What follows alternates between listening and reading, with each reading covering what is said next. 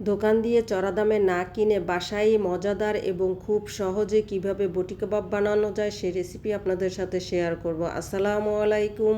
বটি কাবাব বানানোর জন্য হাড় চর্বি ছাড়া আমি 300 গ্রাম গরুর মাংস নিয়েছি, আর মাংসগুলোকে ধুয়ে কেটে পরিষ্কার করে নিয়েছি। মাংসগুলো বেশি বড় টুকরা নিইনি, আবার ছোট ছোটও করিনি। মাংসগুলো আগেই ধুয়ে রেডি করে নিয়েছি। এখন এর ভিতরে 1 চা চামচ আদা আর রসুন বাটা দিয়েছি, 1 চা চামচ মরিচের গুঁড়া, আধা চা চামচ জিরার গুঁড়া, অল্প একটু ধনিয়া গুঁড়া আর আধা চা চামচ কাবাব মশলা দিয়ে দেব। ছোট ছোট 2 টুকরা দারচিনি, 3টা এলাচ আর 2-3টা লং, 2-3টা গোলমরিচ। এই পর্যায়ে মাংসে কোনো তেল দেব না, কেননা তেল ছাড়াই আমি মাংস সেদ্ধ করে নেব। পরিমাণ মতো লবণ দিয়ে এখন পর্যাপ্ত পানি দিয়ে চুলা জ্বালিয়ে দেব। একটা বলক চলে আসলে মাংসে একটু নাড়াচাড়া করে ঢেকে রেখে আমি 45 মিনিট রান্না করে নেব। ততক্ষণে মাংস সেদ্ধও হয়ে যাবে আর ঝোলও শুকিয়ে যাবে। 45 মিনিট পরে ফিরে আসলাম, ঝোলগুলো শুকিয়ে গিয়েছে। এখন একটু নাড়াচাড়া করে নেব যাতে মাখা হয়। চুলা বন্ধ করে দিয়েছি, মাংসটা একটু ঠান্ডা হওয়ার জন্য অপেক্ষা করলাম। এখন ঠান্ডাও হয়ে গিয়েছে অনেকটা। এই পর্যায়ে আমি দিয়ে দেব এখানে আধো ভাঙা করে 1 টেবিল চামচের মতো ধনিয়া, 1 টেবিল চামচ ভাজা মরিচের গুঁড়া। তবে এখানে মরিচের গুঁড়া শুধু বিচিগুলোই নিয়েছি, উপরের আবরণটা কিন্তু নেইনি। 1 টেবিল চামচ টমেটো কেচাপ আর অর্ধেক লেবুর রস পুরোটাই আমি দিয়ে দিয়েছি। আর এখানে 4 টেবিল চামচ কর্নফ্লাওয়ার দিয়ে এখন সবগুলো উপকরণ খুব ভালো করে মাংসের সাথে মাখিয়ে নেব।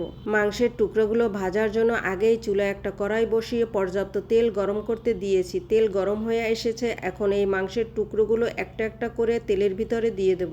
মাংসগুলো সেদ্ধ করা, তাই বেশি সময় ভাজার দরকার নেই। তবে চুলার আঁচ মিডিয়ামে রেখে 5-6 মিনিট উল্টিয়ে পাল্টিয়ে একটা কালার চলে আসা পর্যন্ত ভেজে নিলেই চলবে। বটি কাবাব নাম শুনলেই মনে হয় যে রেস্টুরেন্ট ছাড়া আর খাওয়া হবে না।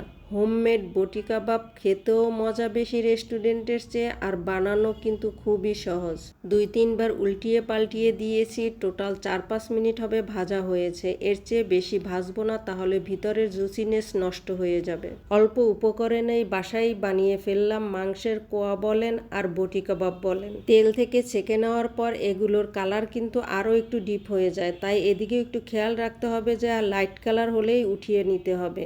বটি কাবাবগুলো শুধুই পেট ভরে খেয়ে নেওয়া যায়, তবে আমি সার্ভ করেছি নান রুটি আর সালাদের সাথে, আর এই কাবাবগুলো নান রুটি আর পরাটার সাথেই খেতে বেশি মজা হয়। খাওয়ার আগে আপনাদের একটু ভেঙে দেখাচ্ছি, মাশাআল্লাহ ভিতরটা এত জুসি আর খুবই মশলাদার হয়েছে, আর উপরটা একটু হালকা হালকা ক্রিপসি। আপনারা চাইলে খাসির মাংস অথবা মুরগি দিয়েও এরকমের হাড় চর্বি ছাড়া বানিয়ে নিতে পারেন, তবে গরুর মাংসটা বেশি মজা হয়। কেমন লাগলো বটি কাবাবের রেসিপি? ভালো লেগে থাকলে লাইক, কমেন্ট, শেয়ার করতে ভুলবেন না। আপনাদের সাপোর্টই আমাকে অনেক দূর এগিয়ে নিয়ে যাবে। সবার জন্য দোয়া রইল। সবাই ভালো থাকুন, সুস্থ থাকুন। আল্লাহ হাফেজ।